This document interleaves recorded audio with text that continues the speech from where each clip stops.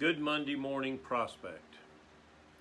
I mentioned last week that we were adopting Oak Hill Elementary School. And I want to talk to you a little bit today about why. And for me, why is wrapped up in why I do prison ministry.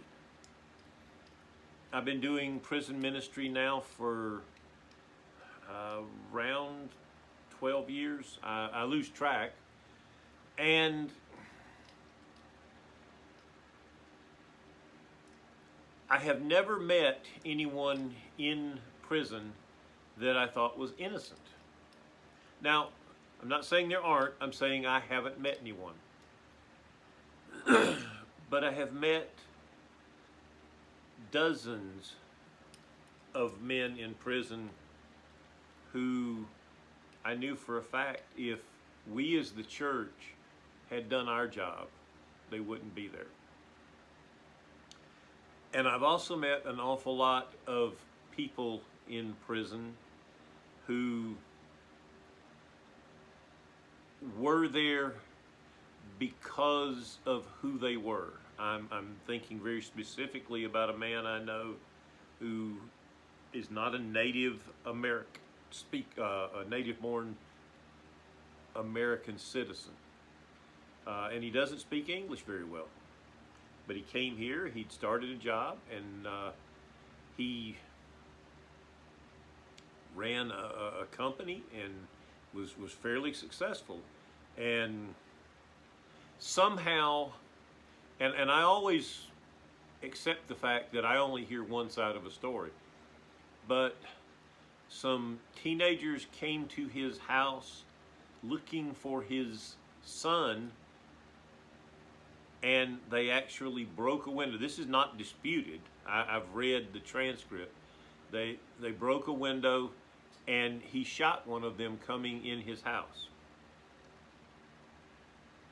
Now, I have to tell you that if you break one of my windows and try to crawl through it into my house, you're not going to have a good day. But I honestly don't think I'd end up in prison for it. I also know a young man in prison who was and I'm not sure if sniper is the exact word, but his job was to make sure that nobody harmful got to his squad. He was assigned to rooftop patrol. And he is absolutely guilty of the crimes that he's charged with. But I listen to him and I see a young man who was taught to respond quickly and violently to threat, who was sent from a military situation back into a civilian life with very little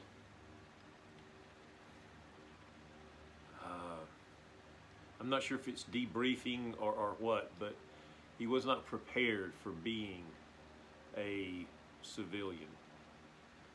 And so he was guilty.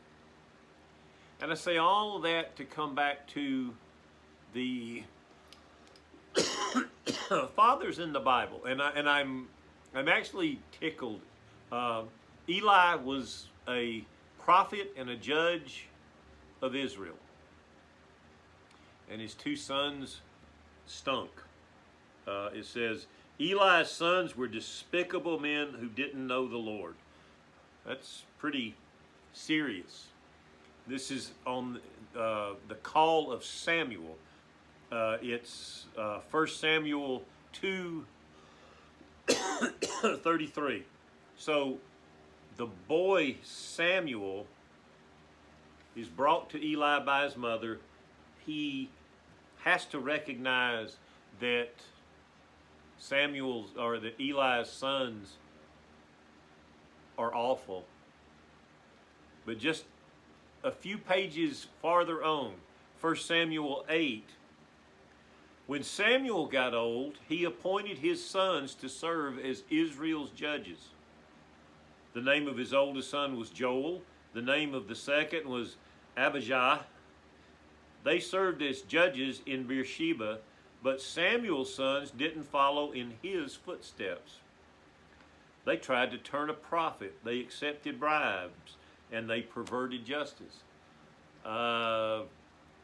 I don't think Samuel learned very much being in Eli's house. Do you? And then I come to the story of the prodigal son. And it should be the story of a father's love, because this father had two sons who were both disgusting, self-centered pigs. And you say, preacher, that's not what it says. Well, the youngest son tells his father that he wishes he had died at a proper age and he wants his inheritance. And then he goes off and spends it and ends up in a pigsty. Comes to his senses, realizes that his father's servants have a better life than he does, and he comes back.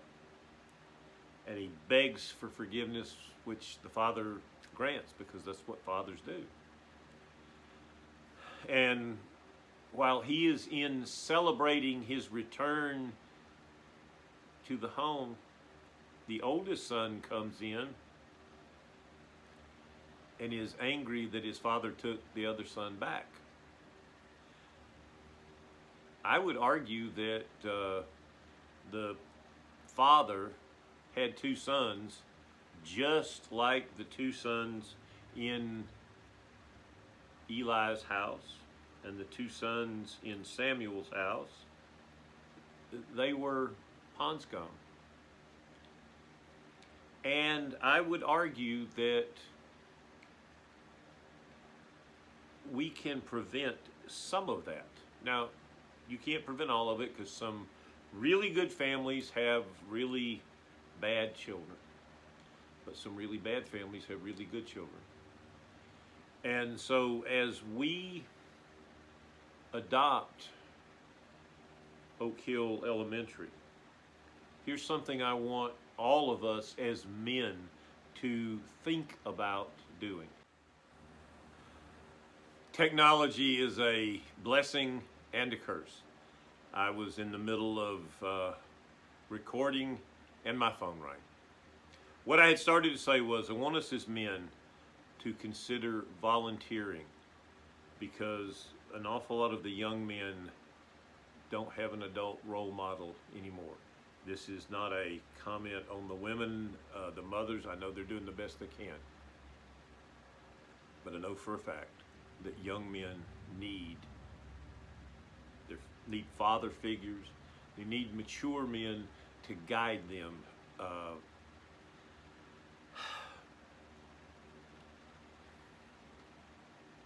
We have an opportunity to prevent some men from ending up in prison.